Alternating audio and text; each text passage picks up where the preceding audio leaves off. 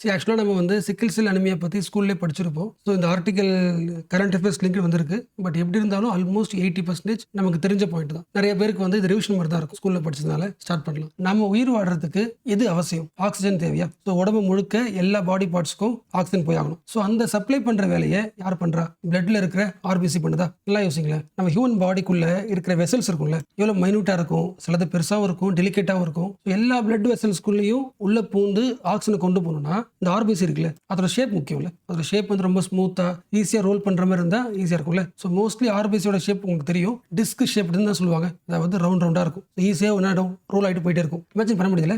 S. ஒரு ரோட்ல வந்து கார் ஸ்மூத்தாக போகிறதுக்கான காரணம் என்ன? இந்த டயர் வந்து ரவுண்டாக இருக்குல்ல. ஸோ ஓரளவுக்கு டிஸ்க் ஷேப்டு. பட் சில பேருக்கு ஜெனட்டிக்கலாகவே ஆர்பிசியோட ஷேப் இருக்குல்ல, அது ரவுண்டாக இல்லாமல் பாதி இருக்கும், இப்படி இருக்கும். ஸோ இந்த மாதிரி ஷேப்பில் இருந்துச்சுன்னா அதில் எப்படி ஓட முடியும்? அப்படியே ஓடனாலும் குட்டி குட்டி இடத்துல உள்ள புது போக முடியாதுல்ல. அப்படியே பிடிச்சா இதான் விசில்னா உள்ள மாட்டிக்கு வாய்ப்பு இருக்குல்ல, ரோல் ஆகாதுல்ல. ஸோ இந்த ஷேப் என்ன சொல்லுவாங்க? விவசாயத்தில் பயன்படுத்துவோம்ல, சிக்கிள்னு சொல்லுவோம். கரெக்டா?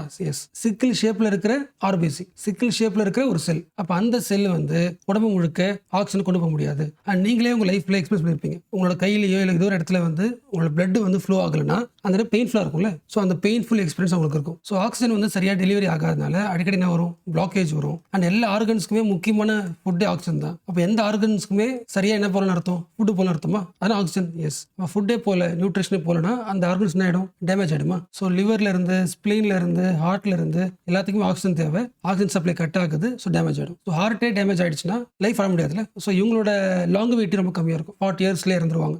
ஈவன் இதுக்கு மெடிகேஷன் இருக்குங்க, ஹைட்ராக்சி யூரியா. ஸோ இந்த மெடிசன் சாப்பிட்டா சரியாகாது, கண்ட்ரோல் பண்ணிட்டே வரலாம். பட் இந்த மெடிசன் வந்து ரொம்ப காஸ்ட்லிங்க. அதனால கவர்மெண்ட் என்ன பண்ணிருக்குன்னா இந்த மெடிசனை எசென்ஷியல் லிஸ்ட்ல போட்டிருக்கு. அதனால இந்தியாவில் இதோட மெடிசன் காஸ்ட் கம்மியாக இருக்கும். ஸோ இது ஒரு இனிஷியேட்டிவ். அண்ட் இன்னொரு முக்கியமான இனிஷியேட்டிவ், லாஸ்ட் இயர் 2023 கவர்மெண்ட் வந்து ஒரு இனிஷியேட்டிவ் ஆரம்பிச்சது, national sickle cell anaemia elimination programme. Sickle cell உங்களுக்கு புரிஞ்சுல? ஏன் அனிமியா சொல்றாங்க புரியுதா? What is anaemia? ஸோ ஆர்பிசியோட ஷேப்பே வந்து சிக்கிள் செல்ல இருக்குன்னா என்ன அர்த்தம்? அது எல்லா இடத்துக்கும் மூவ் ஆக முடியாது. எல்லா இடத்துக்கும் பிளட் சப்ளை ஆகுது, கம்மியாகுதா? ஸோ பிளட் சப்ளை கம்மி என்ன சொல்லலாம்? அனிமியாவா? அந்த அனிமிக்கு என்ன காரணம்? சிக்கிள் செல்னால. ஸோ இந்த ப்ரோக்ராம் மோஸ்ட் இம்பார்ட்டண்டா? கண்டிப்பாக முக்கியம். ஏன்னா இந்தியா முழுக்க இதில் அஃபெக்ட் ஆனவங்கள ஜஸ்ட் ஒரு 18% மட்டும்தான், ஒன்லி 18% மட்டும்தான் கன்சிஸ்டண்டா ட்ரீட்மெண்ட்ல இருக்காங்க. ஏன்னா மோஸ்ட்லி இது யாருக்கு வரும்னா ட்ரைபல் ரீஜன் இருக்கிறவங்க வரும். ஸோ ட்ரைபல் ரீஜன் இருக்கிறவங்களுக்கு ஜெனட்டிக்லாம் அப்படி ஸ்ப்ரெட் ஆகிட்டே இருக்கு. ஸோ ட்ரைபல்ஸ்க்கு வந்து நாம இப்போ இருக்கிற அலோபதிக் மெடிசன் மேல, கவர்மெண்டோட இனிஷியேட்டிவ் மேல, கவர்மெண்டோட ஸ்கீம் மேல அந்த அளவுக்கு ட்ரஸ்ட் இருக்காது. இன்னொன்று, இந்த டிசீஸ் வந்தவங்க வெளியே சொல்ல மாட்டாங்க. ஏன்னா அவங்களோட லைஃப் லாங்குவிட்டி ரொம்ப கம்மியா இருக்குமா.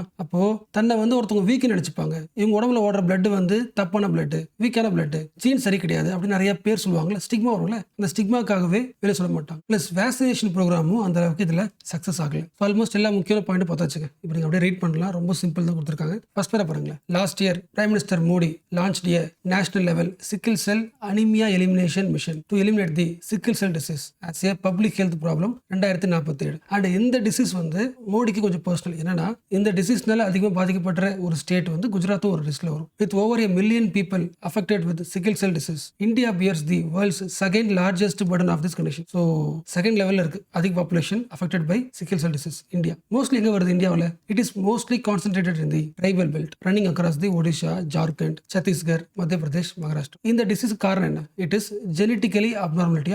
எஸ். ஸோ அப்பாக்கு இருந்தா அம்மாக்கு இருந்தா குழந்தைக்கு வரும். என்ன ரீசன்? யூஸ்வலா டிஸ்க் ஷேப்ல இருக்கிற ஆர்பிசி இவங்களுக்கு சிக்கிள் செல்ல கிரசன்ட் ஷேப்ல அந்த வளையம் பார்த்தோம்ல, எஸ், அந்த ஷேப்ல இருக்கும். ஸோ அப்படி இருந்துச்சுன்னா பிளட் ஃப்ளோ கம்மியா இருக்கும். ஸோ அவங்க லைஃப் ஸ்பேன் எப்படி இருக்கும்? ரொம்ப கம்மியா இருக்கும். Short term life span. இவங்களை சுத்தி இருக்கிற social stigma, these people have genetically inferior, this disease is God's curse. So 2023 இந்த ஸ்கீம் ஆரம்பிச்சு central governments attention to the disease is high. Hydroxyurea, a vital medicine for treating the sickle cell disease. Only 18% of the people affected by sickle cell disease receiving the consistent treatment. So வந்தவங்க நிறைய பேர். the largest drops occur at the diagnosis and treatment. ஏன்னா mostly எல்லாருமே traditional healers இருப்பாங்களே அவங்க கிட்ட போறாங்க. Public system மேல அந்த அளவுக்கு ஸ்ட்ராங் ட்ரஸ்ட் இல்ல. there is a historic mistrust of it in tribal areas. ரெண்டாவது முக்கியமான காரணம், there is no permanent cure for this sickle cell disease. என்ன பண்ணலாம்? ஒரு 4-5 முக்கியமான பாயிண்ட். ஃபர்ஸ்ட், அந்த டிசீஸ் சுத்தி இருக்கிற ஸ்டிக்மா என்ன பண்ணலாம்? ரெடியூஸ் பண்ணலாம். ஃபர்ஸ்ட்.